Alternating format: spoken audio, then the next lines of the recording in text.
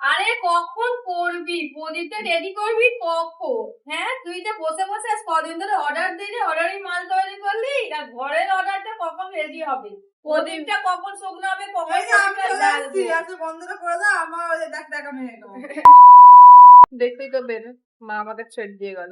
ঠিক আছে, এবার যদি আমি না মাকে এঁকে দিই বিকালের আগে, তাহলে আমার অবস্থা কি?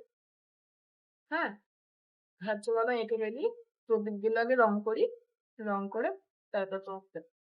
তোমরা যখন প্রদীপগুলো রং করবে, প্রদীপগুলো না ভালো করে আগে জল দিয়ে ধুয়ে নেবে।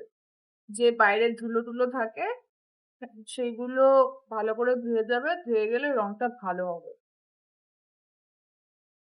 এই যে আমি নীল কালার দিয়ে রেড কালারটা করে নিয়েছিলাম, রেড কালারটা করে নেওয়ার পর এর উপরে হোয়াইট কালার দিয়ে এরকম করে বর্ডার করে দিয়েছি। ঠিক আছে, এর উপরে ডিজাইনটা করবে।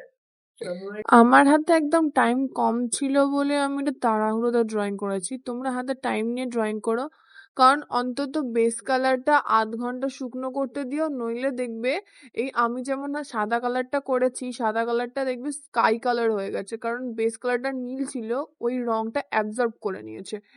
সেই জন্য বলতে তোমরা যখন রং করবে তখন হচ্ছে যে একটু হাতে টাইম নিয়ে করবে। এমনিতেও আমার তো দেরি হয়ে গিয়েছিল, আমি সেদিনকেই করতে বসেছিলাম, আবার দুপুর 3টে বেজে গিয়েছিল, আমাকে বিকালের মধ্যে এটা কমপ্লিট করতে হতো, সেই জন্য। আর অনেকটাই মানে তাড়াহুড়োতে করেছি ড্রয়িংটা। তোমরা যখন বেস কালারটা করবে, বেস কালারটা করার আগে থালাটাকে ভালো করে শিরিষ কাগজ দিয়ে ঘষে নেবে।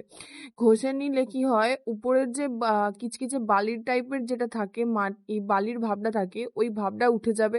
উঠে যাওয়ার পর তোমার হচ্ছে যে ভালো করে জল দিয়ে ধুয়ে নেবে। ধুয়ে নিলে কি হয়, রংটা যে বেস কালারটা করছো ওই কালারটা খুব ভালোভাবে ধরে, আর রং কম খরচা হয়।